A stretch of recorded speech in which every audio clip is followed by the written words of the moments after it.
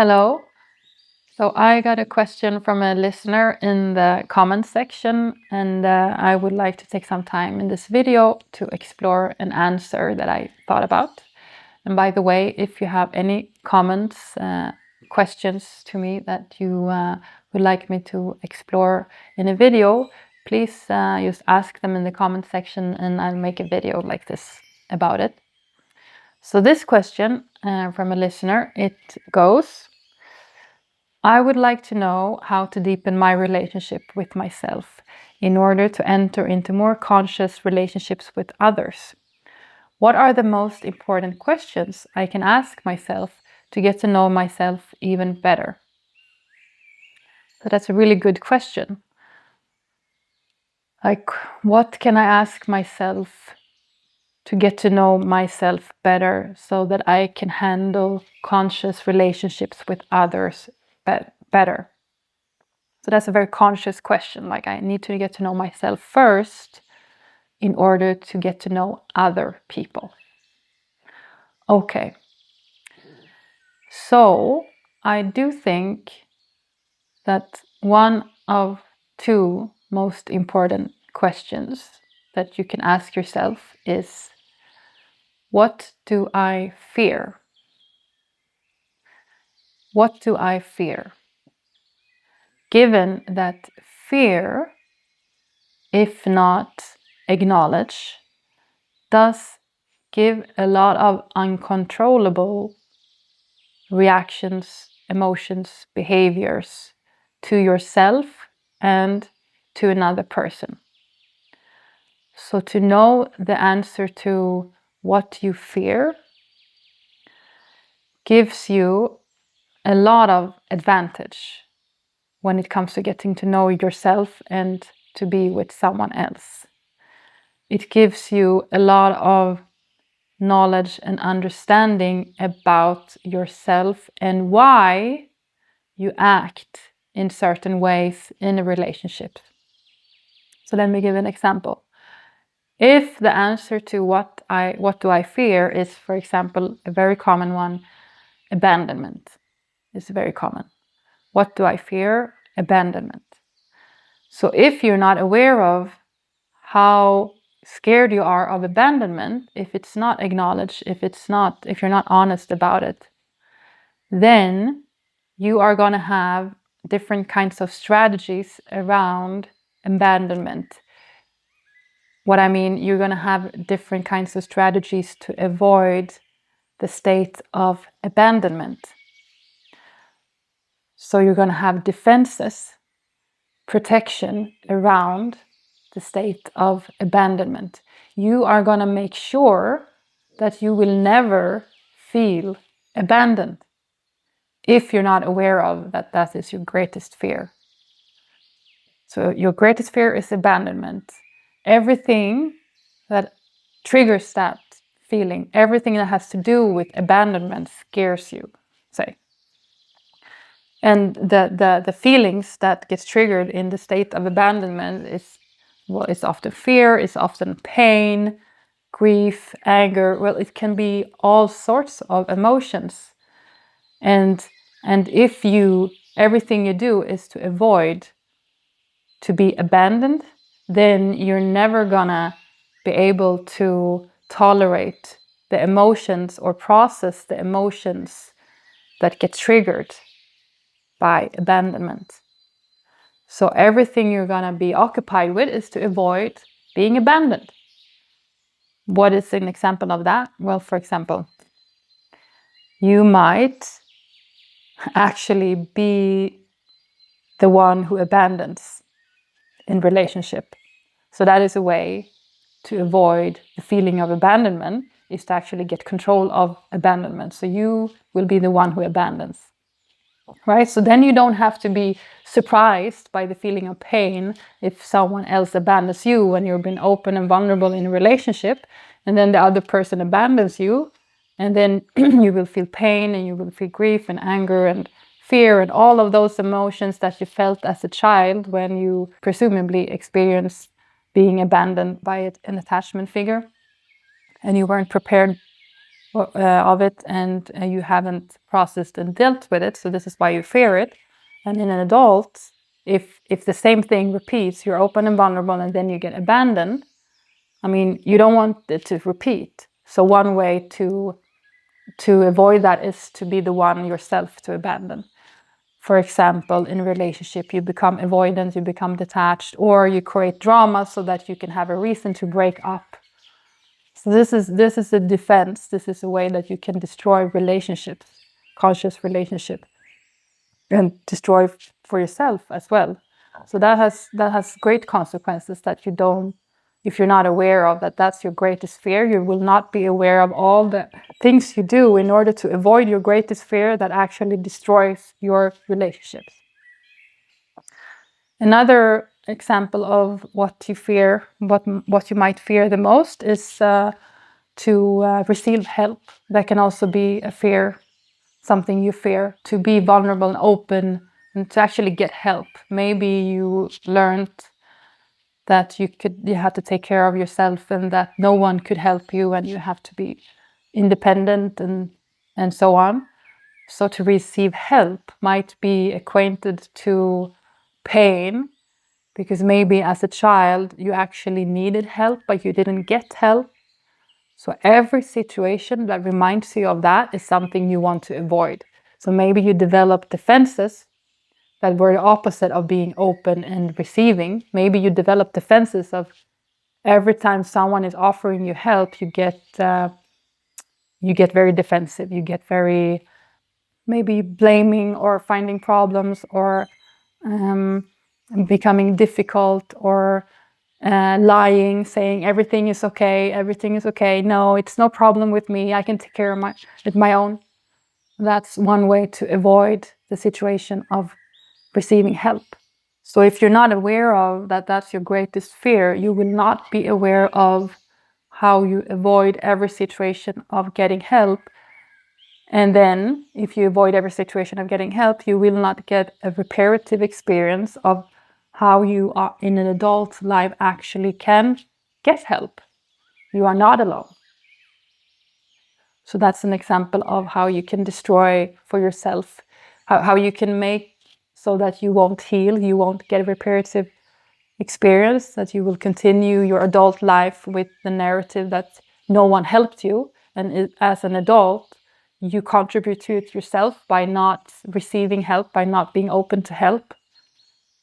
And also you make sure that you will never get closeness or intimacy in a relationship, because you make sure that it's always a distance. You will make sure that it's always you are on your own. So that's really a recipe to create a really lonely life. The third example of a fear, one of a greatest fear for a person, can actually be goodness, connection, positive feelings, joy. That can actually be the greatest fear for a person, to experience all those positive feelings and to experience it not only in yourself, but especially with someone else. Why? Well, you might have experiences of moments earlier in your life where you maybe felt connection for just a slight moment, but then it was taken away from you. So maybe you experienced early separations in life, say, or early abuse or early neglect of some sorts. Then it's very common that what you fear most is actually happy times, good moments. And that, as you can imagine, is obviously a great handicap, because you're programmed in a very stupid way, to say the least. You're programmed in the way that you will never be able to experience joy and connection, because that is what you fear the most. So every time, say that the circumstances in your life are good, and that you actually have the possibility to build something good and to experience good feelings, and maybe also in a relationship, then that is actually the trigger for what you fear the most.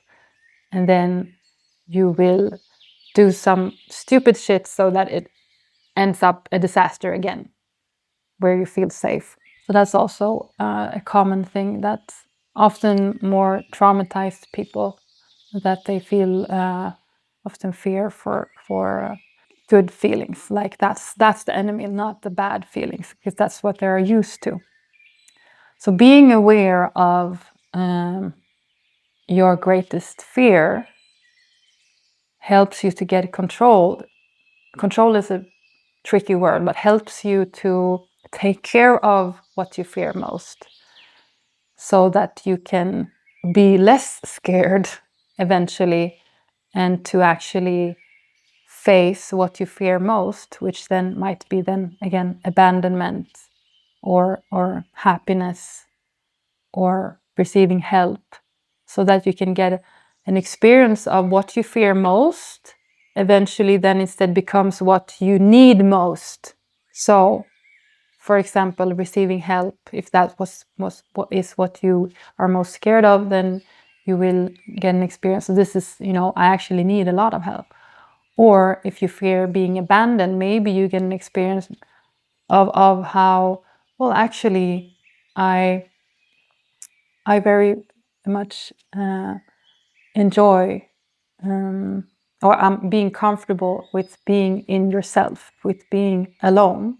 Maybe you can heal in that way, that being abandoned by someone else isn't the most scary thing. I can be with myself, and the more I am with myself, the less likely it is that I'm pushing someone away, so that less likely I am to be abandoned.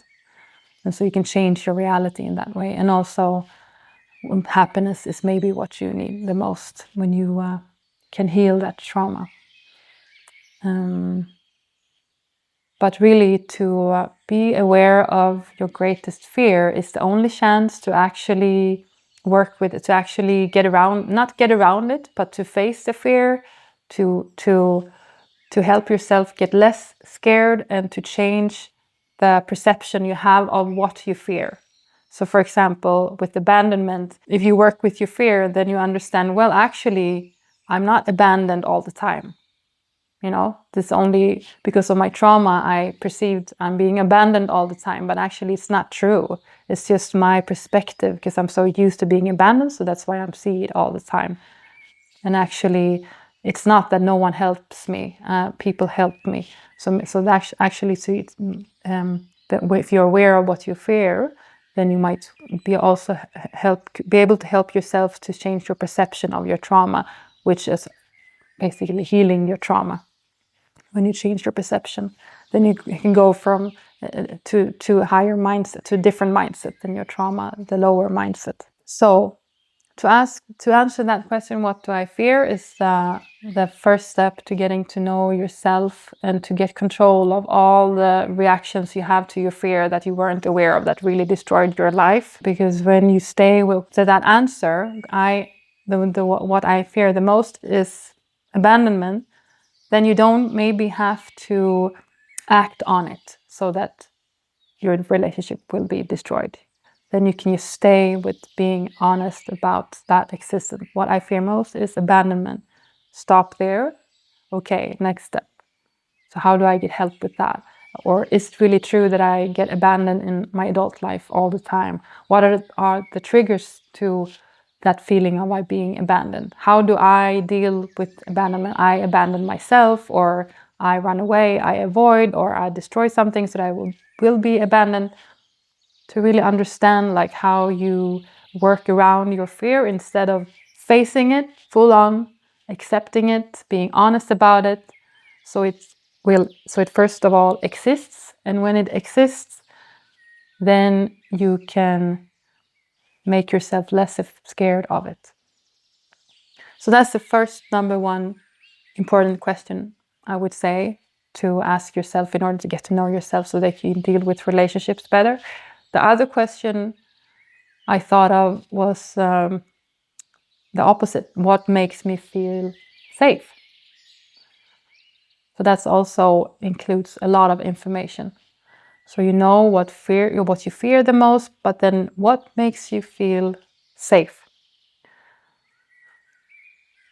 So for example, what makes me feel safe is when my partner understands and accepts my perspective.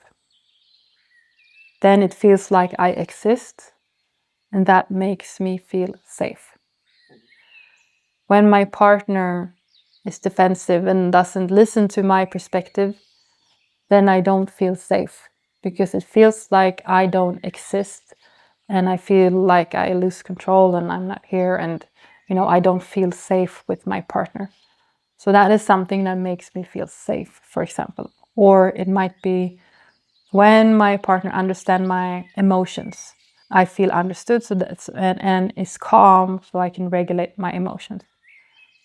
Then I feel safe. I feel understood. It's sort of the same thing. I feel safe when there is routine, when it's some predictability in my life.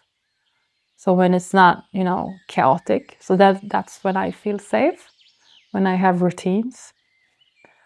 Or I feel safe when there is a lot of physical touch. If there is not, then I feel disconnected and I feel scared, and I get all sort of bad thoughts. Or I feel safe with animals. I feel safe when I'm alone. I feel safe when I'm with someone. I feel safe at home. I feel safe when I'm not at home. So it's good to answer those questions, and then also to really ask yourself, okay, if I feel more safe when I'm not at home, is it actually, and why? Why don't I feel safe at home? What is that about? But the main point with that question, to get to know the circumstances and the situations, the environments when you feel most safe, is to also know what you need. So then you know what you need more. You need a partner who can be calm. You need a partner who can understand your perspective. You need a partner who have humor, say. You need a partner who you can talk to, express yourself with, then you feel safe. Or you need a partner where you can make fun things with, activities with, then you feel safe. But often it's these things that make you feel safe is often themes of understanding, being understood, or being calmed down, or being shared up and stuff like that. So it's good to just know that this is what makes me feel safe. So you know yourself what you need. But then the next step is not to be controlling and expect your partner to always make you feel safe. That's always firstly up to you. So that's why it's good to know yourself. I feel most safe when my perspective is understood. So then your first assignment is obviously to yourself understand and stand for your own perspective. And then it's always a bonus if your partner is open to your perspective, so you can feel safe, but you cannot really control that. You cannot expect that.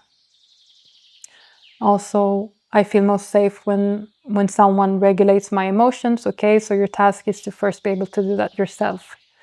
And then when you can do it yourself, you can then invite someone else. It can be your closest partner or a friend or someone. Tell them, well, this is how you can help me regulate my emotions so that I will feel more safe.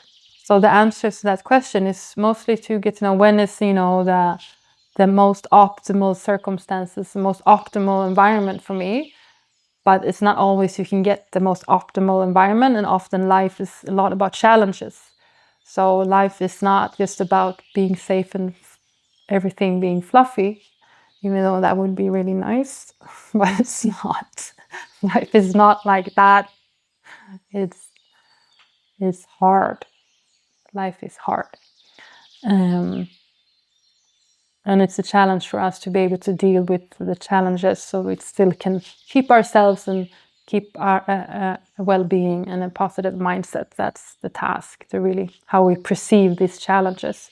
And in order to perceive the challenges in an optimal way, you need to get to know yourself. So what do you fear most, and what makes you feel most safe? I think those 2 questions are plenty. They answer a lot, and they give you a lot of information in order to get to know yourself when you answer that, so that you can know how you function in a relationship, so that you can then deeper your conscious relationships better.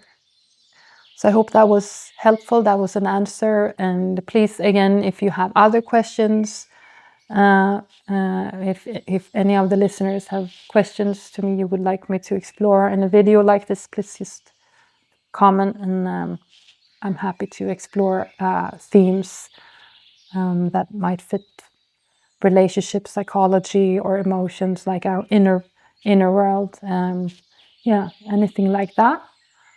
I'm happy to answer it.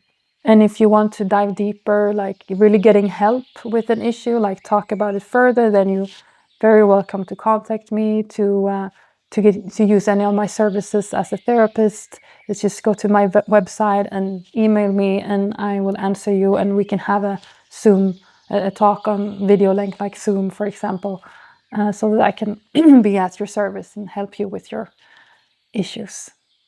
Okay, thank you for this time.